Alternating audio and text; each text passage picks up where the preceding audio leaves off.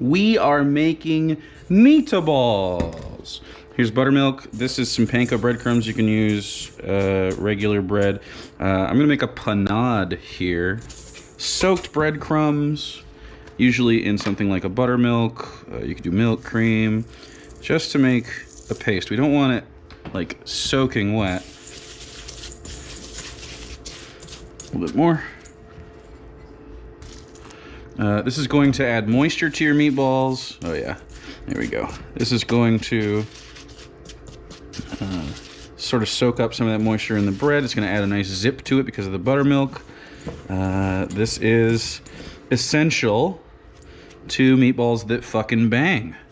Okay, in a little bit we're going to add some eggs and other stuff. We have some pork and beef. It's been sitting in my fridge for a minute, but first we're going to process this stuff real quick. We're going to dice up some sage. Well, dice up some onions.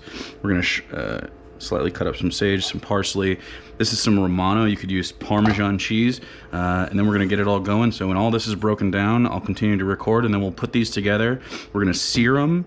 We're going to make a tomato sauce. We're going to braise them a little bit. It's really easy. It sounds like maybe there's a lot of steps, but this will take like, I don't know, 15 to 20 minutes of active time. Okay, we have a little butter warming up here, not a ton. I just want to cook through, you don't have to do this 100%, but I want to cook through some of this sage that I cut up, because when it's not cooked, it's not very tasty, but it would cook in the, would cook a little bit in the meatballs as they go normal. And then just a little garlic. We're not going to cook this hard. We're just going to cook this enough to, you know, so they're not raw. I'm gonna crack this egg right into there, on top of everything. All right, that's plenty. I mean, you could go further if you wanted, but I just wanna start the cooking process a little bit, get some of the harshness out. Okay. That's off the heat. Mix up this goo. It's gonna look like shit at first. And you're probably gonna want your hands. Let's add the meats, just so we can get something cold going in there, so nothing warms up too fast. Okay, this is just half a pound each.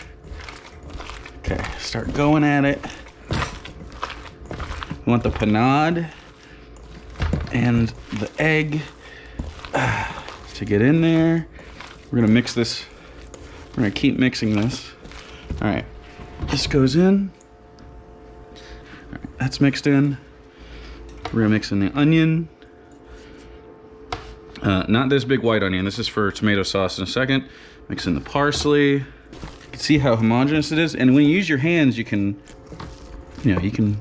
pick and choose what you're mixing, when you're mixing it. You wanna make sure you get the sides of the bowls, the sides of your hand. This is why I suggest a gloved hand. It's easier. Plus it won't stick to your skin as much. You want that panade mixed throughout. It should look like you can't tell what the difference is between some of the meats and stuff. Like obviously you're gonna be able to see like the green and stuff pop out, but you know, it should be slightly tacky. Beautiful. We're gonna put Parmesan cheese in here. This is gonna bind it. This is gonna add some salt. Don't want to add too much though, it'll become greasy. A little salt, because we haven't seasoned any of this. A little black pepper. And then we're gonna keep going. We could have put this Parmesan in the panade. It would have worked just fine too. But I kind of wanted to see what I had here before I added the Parmesan. You can see we're gonna use this meat dough to pick up the stuff on the sides. Squish it and run it through your fingers. This is gonna help the consistency. You want these to be tacky and a little overworked, much different than burgers. Otherwise you're not gonna get the right mouth feel. It's gonna be crumbly. That panade will help as well. And notice how we don't have any big pieces of like fresh vegetables. I'm gonna put this back on because we're gonna sear these. That's gonna preheat because we don't want a bunch of fresh vegetable water to seep out. Okay, so we're gonna let these sit for a second. I'm gonna grab a dish. We're going to form these into balls, which I'll show you how to do. And then we're going to take these, sear them, and then we are going to braise them in a tomato sauce. All right, grab a ball. You want it to be the size of like a golf ball, and you don't have to like pack it super tight, but you do want to make sure that it holds its form. Let's bring this over here. And we want these to sear. So it goes into hot oil. And this is how you do it. So we're going to, and again, I recommend gloved hand just because you're gonna get this stuff stuck all over you, but you don't need them. Just depends on if you want to wash your hands a bunch, what you're doing around the house. If you have time, you don't have to use gloves, but I like them around the kitchen. So we're gonna go like clockwise, just so we know when we put everything down. You always want to put, when you're doing batches like this, unless you prep all of them beforehand and quickly do them, you always want to put them in a way that you can remember how to do it. This goes for like cooking burgers on the grill, batch making anything. You want to always make sure that you're using your time well. Think about the next step that you have to take. And speaking of, as these sear off, they're going to get browned. We're going to do 100% of them. Or 100% of the size, but we're gonna flip them a couple times. This helps the outside get a little crisp. So you're gonna get a nice texture. On the inside it's gonna be tender because we're gonna braise these, which means we're gonna turn that oven on. Half submerge these in tomato sauce and then let them cook for a little bit. I don't even know how much, 20 minutes or so. They just need to be cooked through. And you don't want to overcook them. Although meatballs, of course, because they're filled with fat, you know, 80-20 burger, pork, ground pork.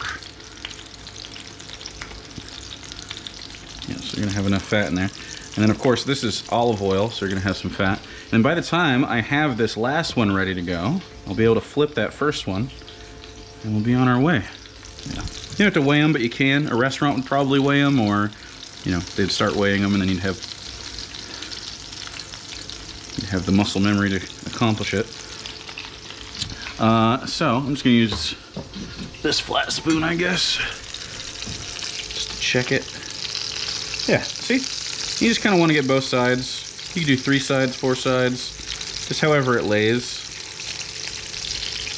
I'm gonna wait a second, let these ones catch up. But that's the process. We're gonna do this, put them in here, and then make the tomato sauce. When that's all done, I'll be back. Okay, these are just about done. See how they're seared on that side. Just gonna put them in here. Now, part of the reason we seared them, well, the main reason we seared them is because they're better that way. But we also have some combined fat from all that. We have a little more oil than I probably need, but I don't care. We're gonna make a nice umptuous thing. So the first thing that has to happen for that is for us to start our tomato sauce. So that immediately starts with aromatics, and that is where onions come in. We're gonna do onions, garlic, a little thyme. These are gonna pick up some color from that, but that's okay. These are just gonna fry really quick. We're gonna add a little salt so they move some of their water out. These will have to cook down for a little bit, but they're frying pretty quick. As you can see, they're pulling up some of the stuff that we had, so you're keeping all the flavor in. Okay, we're gonna add the garlic because we don't need this to go super far. I'm just gonna add the garlic right into it. Okay. Just get that going. All right, and then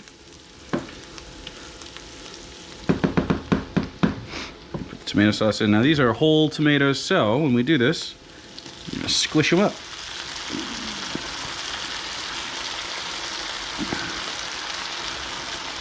It's gonna get a nice chunky consistency. If you don't like it, you can get, you know, pureed tomatoes. Crushed tomatoes are nice for this. They'll also break down a little bit. We're probably not going to put all of this sauce on the meatballs because it's just a lot, but we'll have extra for pizza or something. Which, by the way, I'm making dough for. That's focaccia down there. That's been going. I haven't shown you how to make that on here. So now we want to get this up to a simmer and let this cook down a little bit. So this is messy right now, but I will clean this up in a second. You want to clean while you go, because it's unlikely you won't make any mess at all. Cooking's messy. There we go.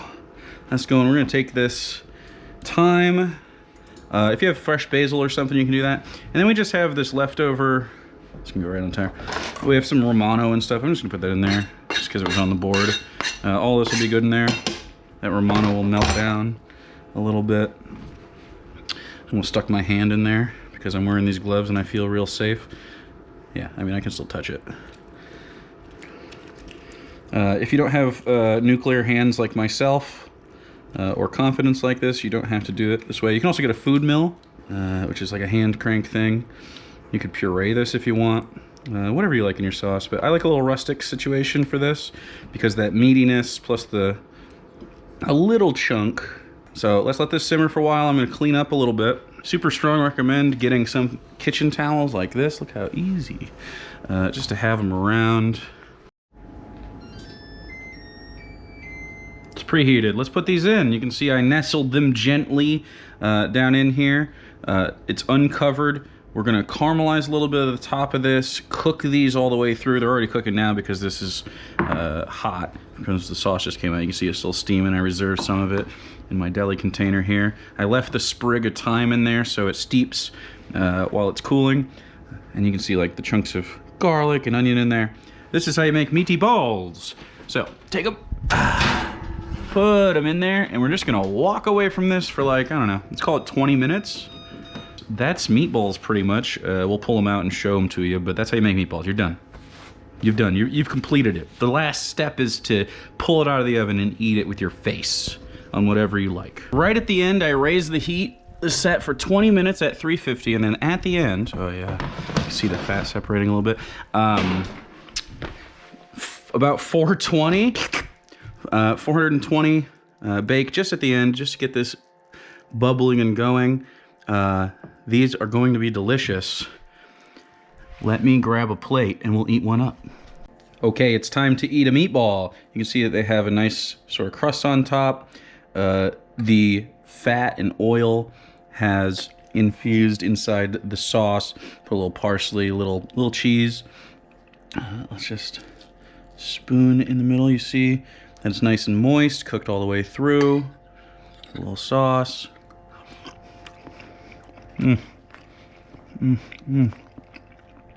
That's so good. Basic meatball. You can put all different kinds of stuff. You can do ginger. You could do, you can make turkey meatballs. You could do, you know, lamb and veal. All sorts of stuff. This is, wow. If I had some basil, I would use that. Probably instead of the thyme, maybe even the parsley.